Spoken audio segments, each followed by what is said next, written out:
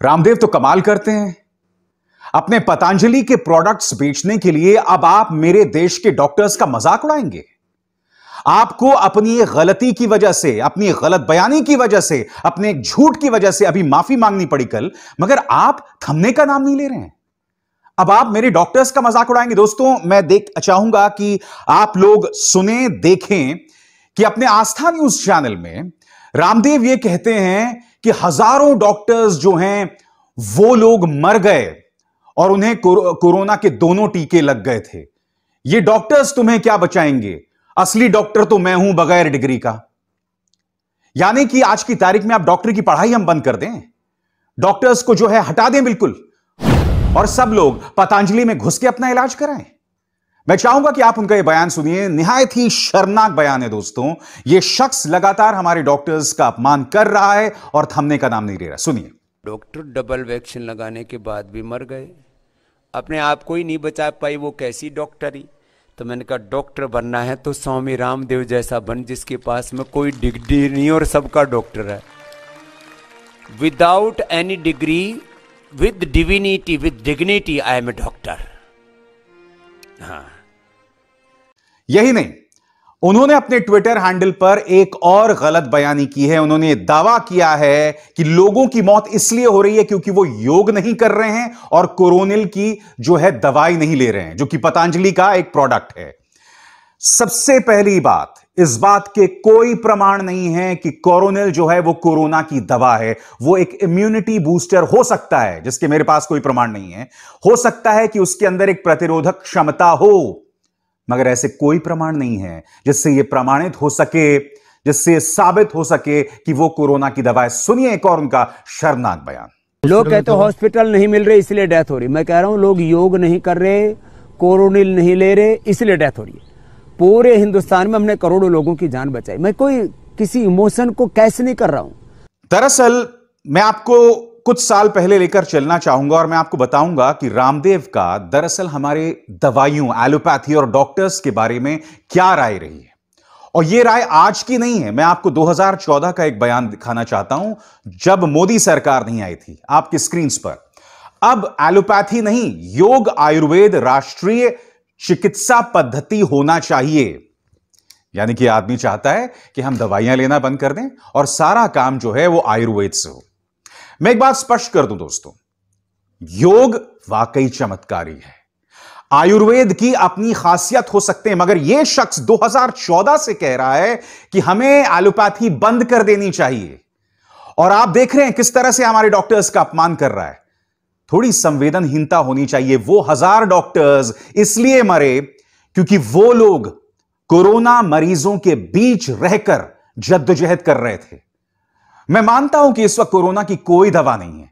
मैं यह भी मानता हूं कि ऐसी ढेरों मिसालें हैं कि लोगों ने दोनों वैक्सीनेशन की डोजेस लिए और फिर भी उनकी मौत हो गई। मगर इसका अर्थ यह नहीं है कि हम कोरोनिल पर विश्वास करने लग जाएं, जिसका कोई वैज्ञानिक प्रमाण नहीं है। मगर सबसे बड़ी बात है इस बयान के अंदर की इनसेंसिटिविटी, संवेदनहीनता जो दिखाई देती है। और मैं आपको बताता हूं वो इनसेंसिटिविटी कहां से नजर आती है दोस्तों। मैं आपको दिखलाना चाहूंगा कि इन्होंने क्या बयान दिया था जिस पर इन्हें माफी मांगनी पड़ी। पहले आप वो बयान सुनिए जिसमें वो दो चीजें कह रहे हैं। एलोपैथी का मजाक उड़ा रहे हैं और दूसरा ऑक्सीजन, ये कह रहे हैं कि लोगों की मौत ऑक्सीजन की कमी की वजह से नहीं हुई, लोगों की मौत हुई है एलोपैथी की इन दवाओं को खाने से। सुनिए वो क्या कह रहे हैं। नहीं सकता, मरते ऐसे। अरे भगवान ने मुफ्त में ऑक्सीजन दे रखी है, ले ऑक्सीजन की कमी पड़ रही है। भगवान ने सारा ब्रह्मांड भर रखा है ऑक्सीजन से, ले तो ले बावड़े। बाहर सिलेंडर ढूंढ रहे हैं तो अपने भीतर 2 सिलेंडर लगा रखे, ये सिलेंडर है भर। बाद में यह मामला इतना बढ़ गया दोस्तों कि देश के जो स्वास्थ्य मंत्री हैं हर्षवर्धन, उन्हें इस मामले में हस्तक्षेप करना पड़ा। उन्होंने क्या बयान दिया आपके स्क्रीन पर। संपूर्ण देशवासियों के लिए कोविड-19 के खिलाफ दिन रात युद्धरत डॉक्टर्स व अन्य स्वास्थ्यकर्मी देवतुल्य हैं। बाबा रामदेव जी के वक्तव्य ने कोरोना योद्धाओं का निरादर कर देश की भावनाओं को गहरी ठेस पहुंचाई है। मैंने उन्हें पत्र लिखकर अपना आपत्तिजनक वक्तव्य वापस लेने को कहा है। यह देखिए देश के स्वास्थ्य मंत्री का बयान। और उसके बाद क्या हुआ, रामदेव जी को थोड़ी सी शर्म आई और उन्होंने अपना बयान वापस लिया और यह आपके स्क्रीन पर उनका बयान है। मगर मैं आपको बयान सुना चुका हूं दोस्तों। इस शख्स एक जमाने में ये योग के ब्रांड हुआ करते थे, मैं खुद इनका एक बहुत बड़ा फैन हुआ करता था। मगर मैंने ये देखा कि कहां ये योग ब्रांड से पहले भ्रष्टाचार के खिलाफ आंदोलन करने लगे, काले धन के लेकर आंदोलन करने लगे, और फिर बाद में जब ये सरकार आई तब तो इनका सिर कढ़ाई में और उंगलियां, पांचों उंगलियां घी में हो गई। फिर ये योग गुरु से करप्शन के खिलाफ एक्टिविस्ट, करप्शन के खिलाफ आंदोलन करने वाले से ये बन गए लाला रामदेव, बिजनेसमैन। और फिर हर जगह इन्होंने कोरोनिल का प्रचार प्रसार किया और पतंजलि के जितने प्रोडक्ट्स हैं उसका प्रचार प्रसार किया, जिसमें मुझे कोई आपत्ति नहीं है। मुझे आपत्ति इस बात पर है कि आप मेरे डॉक्टर्स की तौहीन कर रहे हैं और बार बार कर रहे हैं। और दोस्तों, रामदेव का एक और बयान था जिसे मैंने आपको इसी मंच पर सुनाया था, जिसके अंदर रामदेव जो हैं, जिन्हें शमशान भूमि तक नसीब नहीं हो रही है, जिन्हें ऑक्सीजन नसीब नहीं हो रही है, उनका मजाक उड़ा रहे थे।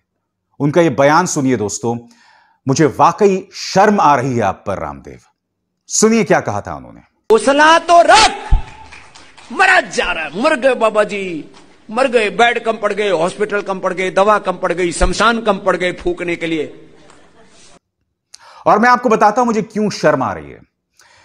क्योंकि जब इन्होंने रामलीला मैदान में काले धन के खिलाफ आंदोलन किया था, और आपको याद हो गया वो तस्वीरें आपके स्क्रीन पर, सलवार कमीज पहन के बीच रात को ये भागे थे, और इस आंदोलन में पुलिस के एक्शन की वजह से इनकी एक कार्यकर्ता सरोज की मौत हो गई थी।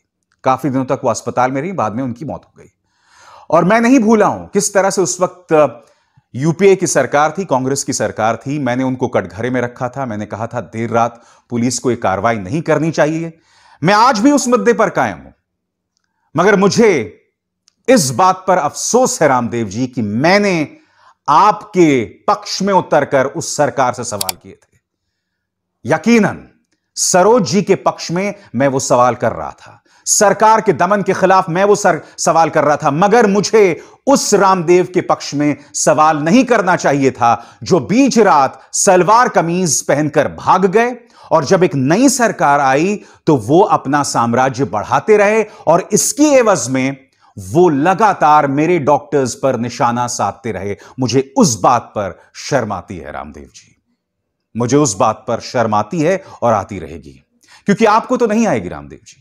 आप लगातार इस तरह से मजाक उड़ाते रहेंगे, और आप जो डॉक्टर्स का मजाक उड़ा रहे हैं, मैं आपसे दो तीन चीजें पूछना चाहता हूं दोस्तों। ये 2019 की खबर है आपके स्क्रीन पर, जब बालकृष्ण, जो कि इनके सबसे खास सहयोगी हैं, वो बीमार हुए थे, तो ये all India institute of medical sciences गए थे, जी हां, इलाज करवाने के लिए। तो मैं आपसे पूछना चाहता हूं रामदेव जी, आपने इनका इलाज पतंजलि योगपीठ में क्यों नहीं करवाया?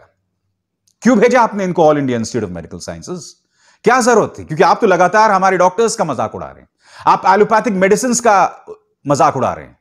क्योंकि all India institute of medical sciences में पहुंच के बालकृष्ण को किसी भी सूरत में पतंजलि योगपीठ की दवाइयां तो मिली नहीं होंगी, वहां तो एलोपैथी की मेडिसिन ही मिली होंगी ना, फिर क्यों भेजा था आपने उनको?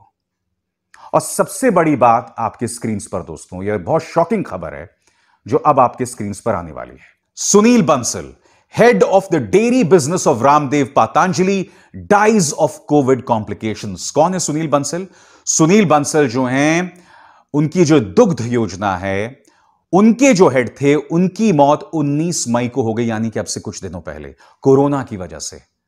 आज मैं आपसे सवाल पूछना चाहता हूं रामदेव जी, आप जो ये दावा कर रहे हैं कि कोरोनिल इलाज है कोरोना का, तो सुनील बंसल जी को आपने वो दवाई क्यों नहीं दी? और अगर दी तो यह प्रमाण नहीं है कि कोरोनिल किसी भी सूरत में कोरोना का इलाज नहीं है। आज मैं आपके सामने, आपके चेहरे पर यह तथ्य रूपी तमाचे मार रहा हूं एक एक करके। मेरे इन सवालों का जवाब दीजिए। सवाल नंबर 1, सुनील बंसल की मौत क्यों हुई? सवाल नंबर 2, जब बालकृष्ण बीमार हुए थे वो all India institute of medical sciences क्यों गए थे? बताइए ना। और ऐसी ढेरों मिसालें, आप भी जब बीमार पड़े थे, आप भी तो अस्पताल ही गए थे ना। मैं वो तस्वीर नहीं भूला हूं जिसमें आपका चेहरा बुरी तरह से बिगड़ा हुआ था, आपकी तबीयत बेहद खराब थी, आप भी तो अस्पताल गए थे ना। आपने तो आयुर्वेद का इलाज नहीं लिया था। मैं फिर दोहरा दूं, योग चमत्कारिक है। आयुर्वेद काफी हद तक काम करता है, मगर उसकी सीमाएं होती हैं। सिर्फ इसलिए कि आपको अपना साम्राज्य बढ़ाना है, सिर्फ इसलिए कि आपको अपना धंधा बढ़ाना है, आप मेरे डॉक्टर्स का अपमान नहीं कर सकते।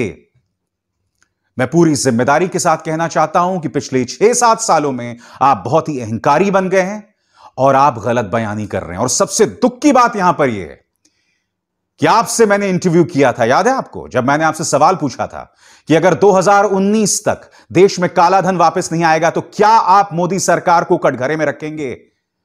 आपने कहा था अभिसार 2019 को तो आ जाने दो। 2019 कब का गुजर गया, हम 2021 में हैं, काला धन आज तक नहीं आया दोस्तों। और ये रामदेव आज भी मोदी सरकार के पिछलग्गू बने हुए हैं।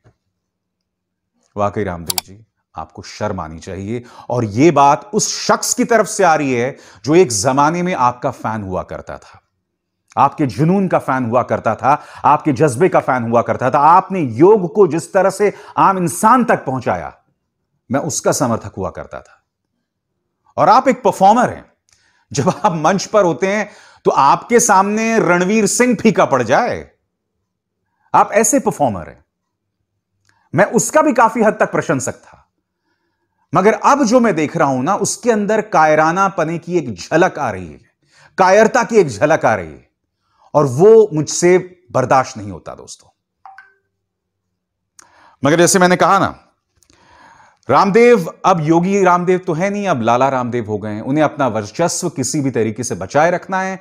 उसकी एवज में वो हमारे डॉक्टर्स का अपमान करते रहे, उनके बारे में अनाप शनाप बोलते रहे, वो बोलते ही रहेंगे। तो न्यूज चक्र में बस इतना ही। अभिसार शर्मा को दीजिए इजाजत।